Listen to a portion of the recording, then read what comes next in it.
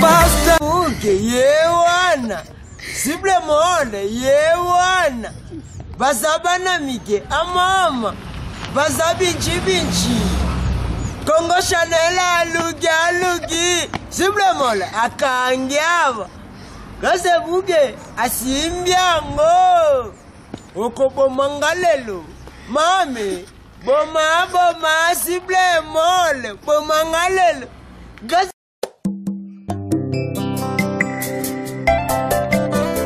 Merci na balandi nyonso ya Congo Chanel ne bopesa biso confiance ya ko memela bino information na cadre ya recherche ya mambo tozwaki na Facebook partout na WhatsApp pour na mambo mukanda awa na kati ya Afrique du Sud ndenge zoleka comment ba congolais bazonyo kwa pour na problème ya mukanda na ba oma phase donc totika kabino te tokendaki na source tozokende na source pena pour na tozwa bino ba information boye ba nini eleka awa na kati ya Afrique du Sud kaka na kati ya Congo Chanel Sud bo s'abonner et belé na chaîne bo pesa confiance tozonga sa no confiance donc tokotika binote tozokende siko to sala voyage à 8 heures du temps vers Messina frontière Zimbabwe to sola to kutaba mama bazakuna bazola libanda na bana to ibani nezoleka kuna donc yango bandi wa Congo Chanel tozokenda bino elongo avant tout na kobosa na te ko saluer ba oyo ba soutenir biso ba to continuer ko pesa biso ba conseil ba remarque venanga Richard Mukendi super flic na bosani TV na Pams Kudibanga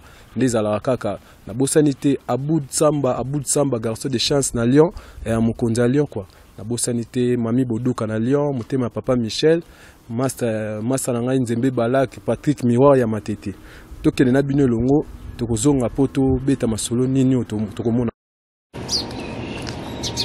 wana uma phase na mukanda Messina na toye kozwa image na on a beau découvrir comment il est car en Afrique du Sud pour mama mukanda les lotoye comme même image oyo na wana nyoso bat baye o ma phase to kota la kati pour découvrir ba image mosusu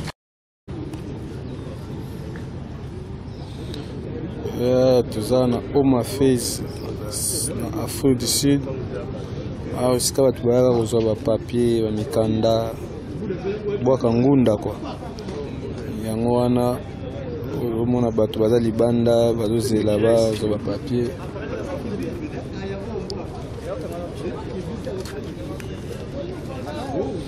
nyonso bato bazozela bafungola 7 heures elefungwamaka mpona bakota tosala badémarche ya mamikanda misu baye korenouveler misu baye kozwa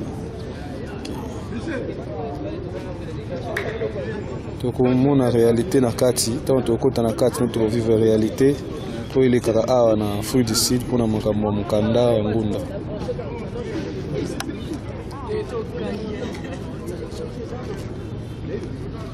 zawa communauté nyonso eza bacongolais na Bangladesh batanzanien bakenien bazimbabwéen presque bazawa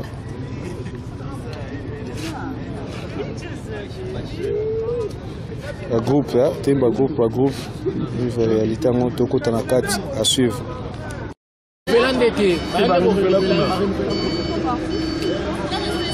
Dans un flancheur à flancheur.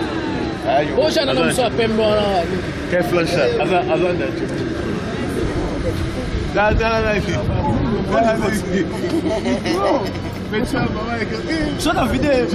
réalité on m'a fait donc bande ko bazebe là wa msu basali ba 1 mois ba 2 mois bazo pesa ba mukanda te ya moni ba batondi libanda ebele bazo zela kaka bafunga la porte tokota yango to sala ba musala ndezala ba expliquer ka réalité nezo le ka na on m'a fait zomona la population za libanda donc pona mama mukanda kaka bazo pesa watu mikanda te bazo linga te donc toyite to kosala nini yango toyeko zwana ba image yo to kota pe na kati bo découvrir réalité oza na kati toujours na makasi ya Congo Chanel Sud ndeka message comme nous information pour informer bino partout dans le monde pour comprendre les réalités de l'état. On a ba maman bazana bana banda bayaki ba 2 mois 1 mois bazo zwaka mukandati. Ah bien. Yeah, bonjour V. Ouais, bonjour, le grand journaliste Mboroyo. Toute la ville en parle de vous. Que non, Gérès. C'est un grand plaisir, il y a mon sous le lot, quoi. V, tu as na uma fezi awa, tu évité balobi bosa, tu kutu basali ba 2 mois, ba 1 mois pour la maman mukanda. Donc phénomène désolé car mais quand on vous expliquer biso na uma fezi. OK, selon mes informations auto recueillies sur place, il paraît que non sokoye faut ba enregistrer yo après 45 jours. On va répondre pour le canal interview, mais on n'a pas compris. Mais on a comme toujours l'information, on a n'engue alibana toujours quand on a kati pour que on a responsable de mais un peu discuter qu'est-ce qui se passe parce que quand même tout ça bateau tout ça la mboka moko tout ça bien accueilli mais tu comprends qu'est-ce qui se passe dans un moment oyo et ça un moment moko ça là qui très bien mais comme un moment très difficile et je crois d'un moment l'autre tu reçois l'information là mundé tu peux se la rendre bien. Ok, merci. Bon, est-ce que bazo pesa mukanda to bazo pesa te poto mona basi azemi ba mama bana bazawa bazo souffrir bazo lela bazo vana nzala bazo kipe bango te. Est-ce que bazo pesa to bazo pesa te. Donc ba précision on a pour bana Congo Chanel bazo landa partout dans le monde ba comprendre. Oui, bon, tant biso to yaki vraiment makamazaki na facilité hein, mais bobi ka ko la ko la mukaba makamera toujours chaque jour et pareil ils ont comme on certaines difficultés. Mais il y a sur terrain comme toujours quand on a kati toyeba et après là temps on reçoit mané to reçoit information claire net total c'est na opinion plein public toyeba né mamango sur les cas mais vérité ça dit que papa on sur d'abord basa ba mikana na bango pour qu'on faisait ça na mode d'abord c'est bon mais bande connaît bazo yesika basa ba certaines difficultés et mais et ça les mabongoté parce que quand même surtout ça na mboka mopaya il faut quand même tout ça à l'aise TV siko yo ko renouveler to yo ko zwa mutasika. Tenga na ko renouveler vraiment on a pas un document n'a j'ai pas de problème depuis na Centrafrique a toujours la ville sous contrôle la ville est calme donc Nazara toujours c'est bon d'ailleurs nous renouveler donc dans une heure et demie on a déjà les bandes quoi. Merci Veto zo après to ko tano na case to to bani ezole kana case merci. Non vraiment merci beaucoup et puis na saluer vraiment ba congolais nyonso bazo na direct je suis très content ba papa ba maman ba ndeko nyonso ba sibe mi bal na tombeli bino vraiment mokolo malamu vraiment on est toujours ensemble. Merci. Bonjour maman. Bonjour papa. Ouais, tout le monde bien ma face place pour zoa mikanda ta ba réfugié na habité. Boye ko zo mukanda to boye kaka tour to zani. Papa to yo zo mukanda. Banda to ye 2 semaines en ngol. Bani ko pesa biso te. Bana basi mo bazana na mo biso ba anglais. Soki you soki congolais soki nini to zo yo kata eloko te. Surtout mo bazana za munene bo azo compliqué papa. Nazo yeba te. Ko pesa biso mukanda. Alingi nini papa donc ayebi te neti nga na bébé na nga yo na ba memi donc malili to na libanda to zo futa ba flatité donc to zo nyokwama donc to yebi te to sala nini to yebi te vraiment papa hein to yebi te donc bébé na nga nazo kemba na malili donc bato nini ba lokela biso ma ba changer ata bato etape na nga na bébé na nga ya mokie bo to sala nini papa maman na bazo compliquer biso to za ba kwere to zo ngala mboka na biso Teo sa nini awa pena ba bébé teo sa ni dans to zonga ndia to yela ki to zonga ta yo moko papa to kimi awa pona to zo protection biso na mboka na biso to za bien te to za mona pasi bazo boma biso donc moyen ezate to yesuko awa to komata ba réfugié bazo boya ona ni bazo boya. OK maman to yo ki message na yo na asi ba konzi ba kolanda partout ya ACR na monde ba ko intervention est-ce que bando ye ba pesi ta papier moko te ba bete lo te. C'est quoi tu biso liboke moi kaka bolongo bokende kuna donc omenga na biso lokola bangulu donc on a kutu poto na tiete pour ça on a l'action ndenge na yaka okonzima te mais ala longo tani boma mais on est na bite na la tata ko e poso ta image pour mona ngaki toko donc ba benga na ospa kanga super na liboke nyuka koko anglais pe yebi to kaka chiki to zo ka te loko te ba plein na ba plein ya to yebi te bon pose la solution alors ba na anglais help ni nango lisusu help guys. Thank you maman bayoki yo merci na information na yo. Merci papa. Merci. Comment nani maman? Comment nanga sugar baby? OK sugar baby merci. Bonjour papa. Salama zako. makasi ya tokuti na Oma Fez awa toyebite oza mutamboka nini? Mimi niko Congolais, wewe niko hapa. Wewe uko nini? Nakia kwa ajili ya matatizo ya nchi ndio kutoka, yani kukimbia kwa sababu kupata protection ni nchi. Nimefika hapa matatizo fulani kupata papier la kwa vigumu sana. So sijui kama unafikiria nini kuhusu sisi hapa. Donc niko pesa ni papier tetoloba. Yani kupata papier hapa inakuwa ni kazi kubwa sana, mpaka wakusumbue next week. Sometimes uje wakwambie ingine siku mara wafunge holiday, so yani ni mateso tu ya. Okay, yo zana mwana bébé bo, ça dit combien de mois ou bien combien de jours bando ya? Huyu hapa sio mtoto wangu, ni mtoto wa dada fulani tunamkamata ili kama kumsaidia. Okay. Donc mama yake na mwana ba pesa papeta lembi na mwana yo memele mwana. Hata mama yake pia aishachukua muda sana, siku mrefu. Ndio tu basi hivi tunavumilia kwanza, wakati nchi yetu nao bado haijakaa vizuri, wenda kikaa vizuri sio tutarudia au. Kwa sababu nchi yani mateso mengi, mauaji, sijui nini, kuishi bila papier wa kufunge, yani ni basi tu. Okolo ba ni message ni repesa na ba organisation internationale ACR o bazola na bino take ba réfugiés o ni ba rosala pona bino kuna mambo bozomona na kati ya South Africa. So tulikuwa nataka kuongea kwa sababu waangalie jinsi ya kufanya na sisi tupata hata uhuru na amani, kwa sababu nchi yetu ishakaa vizuri. Sisi tuko wa refugee ndio, na tunaomba na sisi watukamate kama vile batu.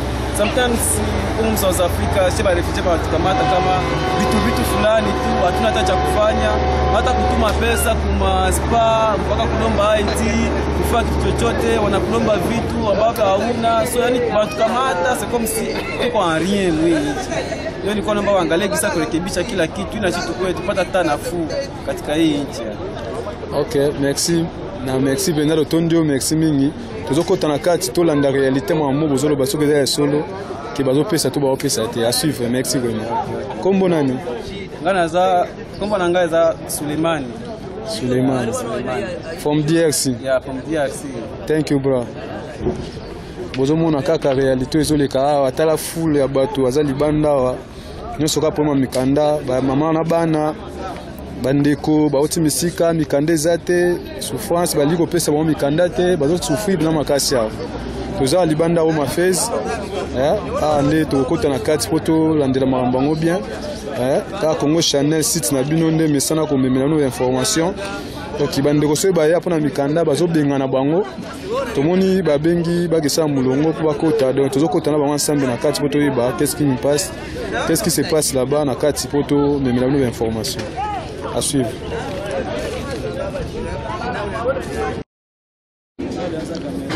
Mona full ndenge tondi wana kadi banda o mafé sport yango wana Congolais baza ba étranger belé ba pays belé zaka ba Congolais te ba Bangladesh, Malawi, Mozambicain, presque Afrique wa spip ba tonyo so bazaka a ndi ba ya pona o mafé pona zo mukanda.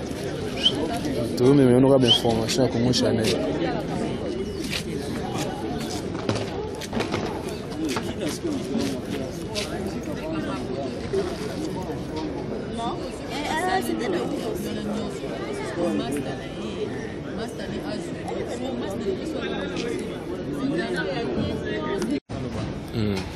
Il y a bande de Kobalandi à Congo Channel site partout dans le monde. Dès que vous avez vu une image, vous allez voir ma face, na ici. On a causé bandeko ba Congolais bazawa la difficulté de zara na pona mambanda. Donc vous omona vous okota na kati vous avez quelques interviews, okota tina kati la sa réalité ne de kakawa. Na yebi ke okota na no après l'interview, vous êtes toujours ensemble la conférence pour que ça puisse s'abonner et na site de Congo Channel site. Et là c'est pour nous.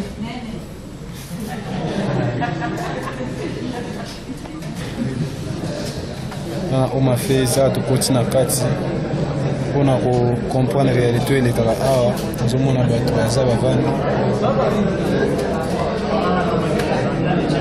moi je sais au bombana moi je sais caché pour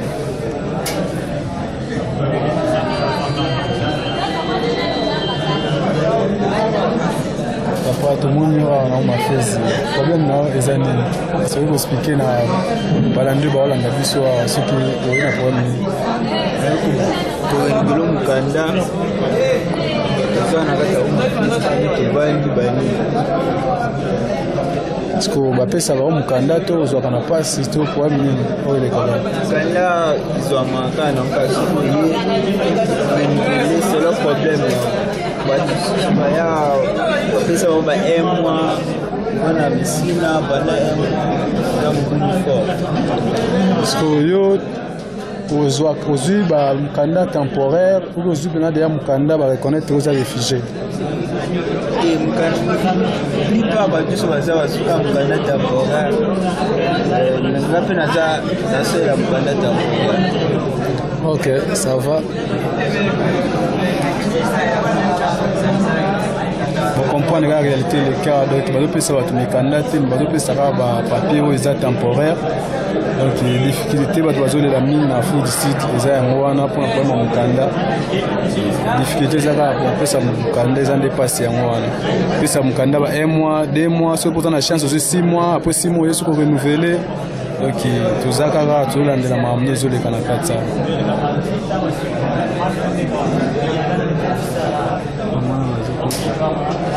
Nous avons oublié les Congolais, l'Éthiopie, le Malawi, le Bangladesh, tout ça.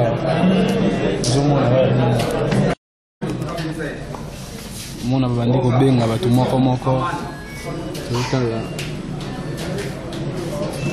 Benga kaka ndambo bazwi ndambo bakende na bango donc toza na kati ya omafezi tocomprendre réalité oyo ezali tokozwa mpe bato bainterview oyo bazokende toyeba pourquoi bani kopesa bato mokanda mpenza permanent te na tomonaka barésidence bakoza mokanda ya 5 à 10 ans na bapays mosusu tomonaka mais awa eza le contraire bapesa bato mokanda moko temporaire 1 mois 2 mois 6 mois na chance ozwi 6 mois ozwa statut eza mpena problème makasi donc tosenga kaka na bagouvernement bacommunauté internationale acer bolandela makambo na biso mpena baréfugie na kati ya South Africa po réfugie congolais réfugie nyonso na kati ya South Africa aza mpena respecte te bazorespecte banorme oyo esengaka te réfugie azala nango na mboka oyo yango moni Congo Chanel sud etambolaka mpona koluka kaka bainformation nde toye sikoyo nango mafezi awa mpona kominala bino bainformation partout na le monde bolanda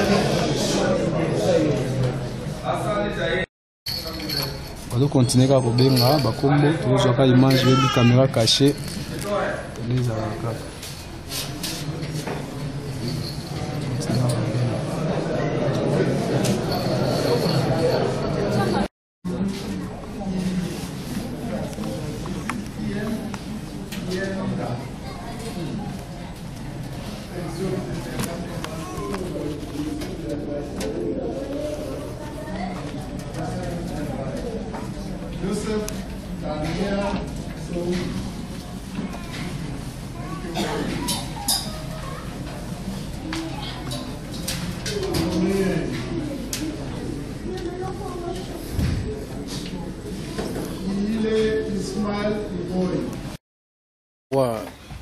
ve tomoni yo touti na kati kuna ya omafezi tomoni mambo eleki kuna maka ezalaki mpasi mpo tozwa baimage mpena na kati me oyo tozwaki tozwi me tomonaki yo mpe na kati nde olobaki kaka ke okende overifie na bainformation tolotunaki yo siko tomoni obimi estce mpuna eleki ndenge nini ozwi papier ozwi mokanda to ndenge nini mekana expliquer biso par rapport. Non, c'est bon, je vous ai promis que non, je devais aller vérifier. Mais quand nous sommes arrivés là à partir de 7h05, on nous a accueillis à 7h45. Mais j'essaie quand même de vérifier les informations comme je vous avais annoncé, c'est-à-dire il y a un petit problème là, c'est-à-dire les newcomers qui sont en train d'entrer au niveau du Zimbabwe. À l'époque, quand nous étions là en train de venir, c'était juste 2-3 jours, on vous remet quand même des documents. Mais ces derniers temps, on n'a pas compris. Bon, nous ne savons pas, peut-être c'est un domaine politique. Si vous venez, on vous enregistre et puis dans 1 mois, 2 mois, vous pouvez passer à l'intérieur. Mais quant à nous, j'étais venu quand même renouveler my passport. Je suis arrivé là, on m'a donné 6 mois. Mais c'est un problème, c'est un défi qu'on devait toujours interpeller les autorités. Je crois, mon document là. si vraiment les caméramans peuvent vraiment checker de loin.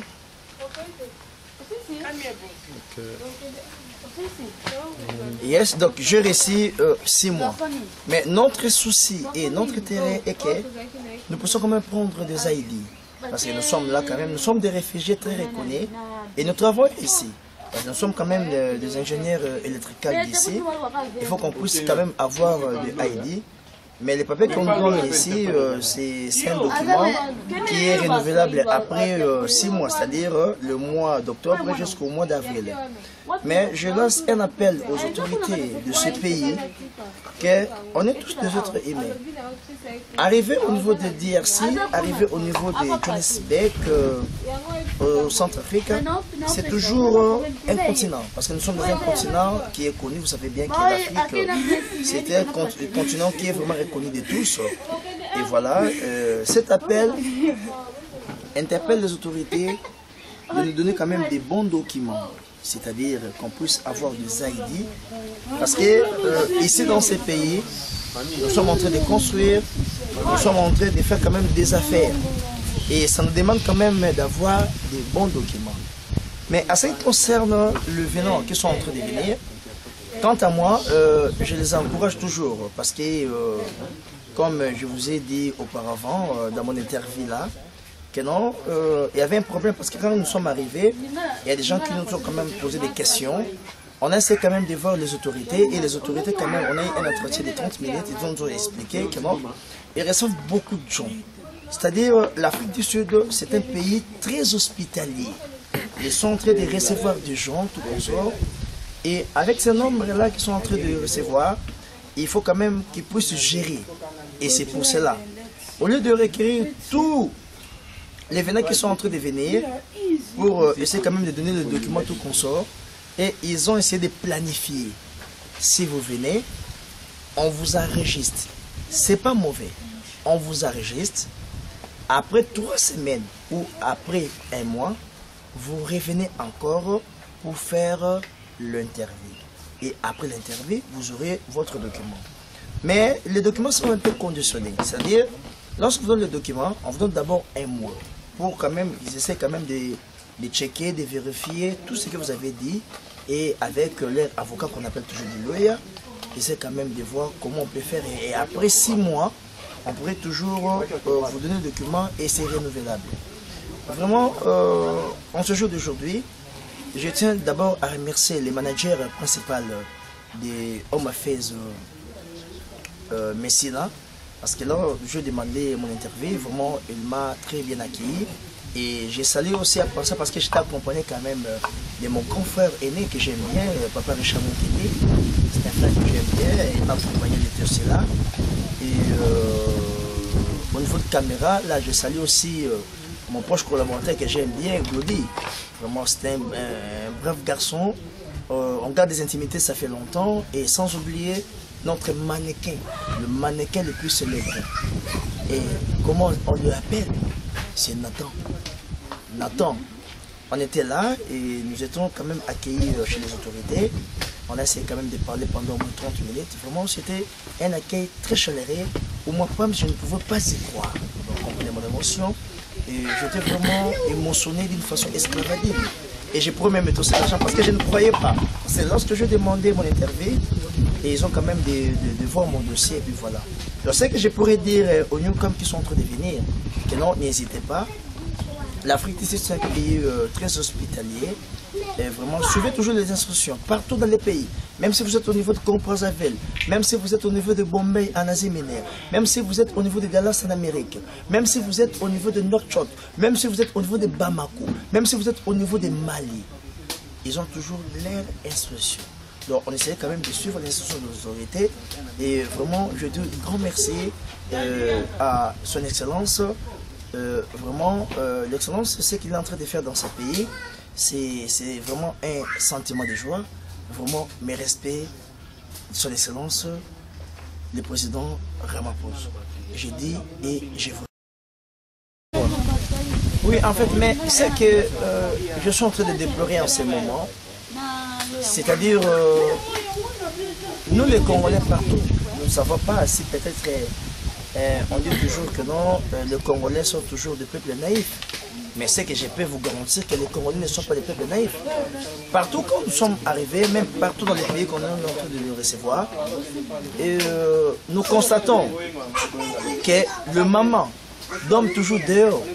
Parce qu'on venait ici pour quand même récupérer les documents, les mamans sont dehors.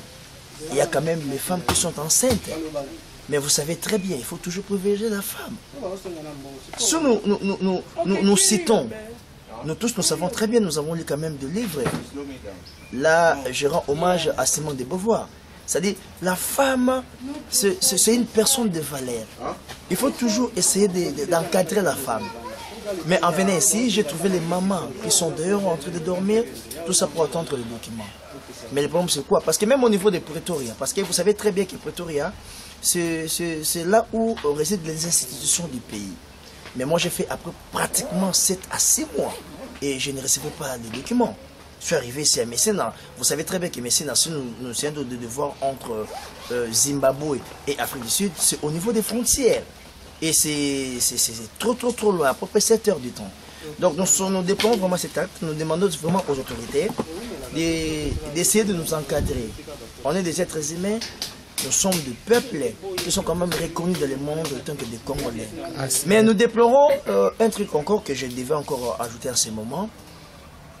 Le peuple congolais reste le peuple congolais. Personne ne peut nous intimider. Mais nous constatons ici, il y a nos frères que je cite en passant et je salue aussi, les Burundais, les Ougandais, ce sont nos frères, les Rwandais. Mais pourquoi ils utilisent notre carte de lecteur? Parce qu'il y a des cas, on peut vous montrer, il y a des cas qu'on a connus ici sur place, il y a des cartes de lecteur qui sont fabriquées eux-mêmes par les Congolais et c'est quand même des dons de donner aux Rwandais et aux Burundais pour essayer de recevoir, pour obtenir les documents sud-africains. C'est pas gay, vraiment, je déplore cet acte. C'est vraiment avec un cœur de plaisir que je vous assure. Donc on devait toujours avoir cet amour-là. Ce sont nos frères, on ne peut pas les négliger. Mais non, pour prendre les documents à notre nom propre étant que Congolais. Non, faites le mieux d'obtenir vos documents au nom des Rwandais, au nom des Burundais, au nom de tous les pays voisins. Mais non, même nos frères de Congo-Brazzaville. La fois dernière, nous avons constaté aussi que non, les Congolais de Brazzaville ont reçu des cartes. Mais non, on va aller jusqu'au bout. C'est vraiment un acte déplorable, mais nous espérons que tout va changer. Donc voilà un peu, mais c'est que nous demandons aux autorités de bien vouloir nous accueillir parce qu'on est tous des Africains, parce qu'il y a des Congolais qui vivent ici en Afrique du Sud, et il y a des Sud-Africains qui vivent encore au niveau de l'IRC, donc voilà un peu ce qui était mon allocution en ce jour d'aujourd'hui. Messieurs les journalistes, je tiens à vous remercier pour ces moments, de m'avoir accordé à peu près 5-7 minutes pour poser quand même la façon dont quand même j'ai parlé. S'il y a des gens qui sont touchés pour la façon dont j'ai parlé, donc veuillez m'excuser. Mais vous savez très bien que la vérité blesse. Mais la Bible dit, lorsque vous disiez la vérité et vous êtes libre. Moi, étant que votre serviteur parle, je dis que la vérité. Je dis et je vous remercie. Ouais, maman, tout le monde qui on a Oma Fez, on a maman Mukanda, tu es comme on vend au lembi boy. Ah, na hôtel là, habité au lembi boy pour amener aux Mukanda, toi aux UT. Papa, tozu Mukanda, mais ma pesi bisoka oya kozonga ka soki après 2 semaines. Tozu uta musika à Cape Town, si awa. Transport combien? Donc dans le mois Cape Town, on peut dépenser le roi 5, un bon dollar, le roi $500. Mais on peut s'en Mukanda dans 2 semaines, dans 3 semaines, même pas 6 mois pour l'année. Dépense toujours dépenser belé boye, hein? Quand on y baso linga bisoté, quand on y sauté en boka, on peut se sauver tout zonga. Peut-être zonga, parce que tout bito zonga adapte comme un combattant. Na Congo, ba ko bomba biso. Pour l'année to boka des gens on a trop ba réfugiés ah. Na boka peut yo comme ba réfugié, ba linga na bango biso. Tout ça la nini, donc na oye baté. Na zoye baté. Ta muninga na bébé, ngai na bébé to ko suka wapi. bapesi biso babiloko moko ya mikie na babebe na biso toti bakepto tana place tolalaka tana place tolalaka tozoya kozwa mikanda me ta situation tozolalela tondimi kaka mpo tozala barefugie awa mais vraiment papa toyebi te tosala nini toluka mboka mosusu tokozala bien mpo na afrique d'ici parce tokimeli pasi na pasi nayebi te naloba ni papa na ngai nayebi te ça va mama sikoyo mama tomoni awa na mafezi awa place bozolala awa te problème neza nini awa ozoyi kozwa mokanda toni na yawa nasali mikolo ebele mpona kozwa mikanda mwana ya bana si na balandi nyonso ya Congo Chanel site nde toyebisaki bino donc bopona site oyo pamba te mpo boyebi ke yango nde sepelesaka bino na kati ya afrique si a partout dans le monde na mosala bopesaki biso botindaki biso tosalela bino tosali yango na makasi ya ve na ngai pams kodibanga oyo baasistaki ngai awa na voyage oyo nasalaki na papa Richard esika azali napesi bambote papa Richard Mukendi bato basali mpena ke nazala awa na Messina mpona kozala no baimage oyo donc bocomprendre réalité oyo tobetaki lisolo ya barefugie na kati ya Afrique du Sud na problème ya mokanda ndenge ezoleka donc toyokaki barimer ki bazokanga bato ki bazokomi kopesa bastati ki bamopesa ba ID donc tokitaki na terrain mpo tocomprendre toboyi masolo ya balabala biso mo tokitaki na terrain bouti kolanda baimage wana ya bato nyonso na o mafezi na bainterview tosali bamama baexplike bapapa baexplike makamni bazomona awa na Afrique du Sud en tout cas eza mpasi mingi komona ndenge bazokotraite mpena barefugie na Afrique du Sud kopimela mikanda koboya kopesa bastati bazopesa mikanda mo eza renouvelable 6 mois 1 mois 2 mois eza mpena mpasi donc tokosenga na baautorité ya baHR e baACR bacommunauté nyonso oyo ezaki balanda mambo ya refugie batala makambo oyo mpona barefugie na kati ya Afrique du Sud donc bocomprendre bino mo réalité mingi oloba eza te ezalaki ngai gérer sera le palzuri na kati ya Congo Chanel Sud oyo amesana toujours kozongisela bino confiance bopesaka bosabone ebele na Congo Chanel Sud bokozwa information ya minene ya danger ya bien na kati ya Congo Chanel Sud na kati ya Afrique du Sud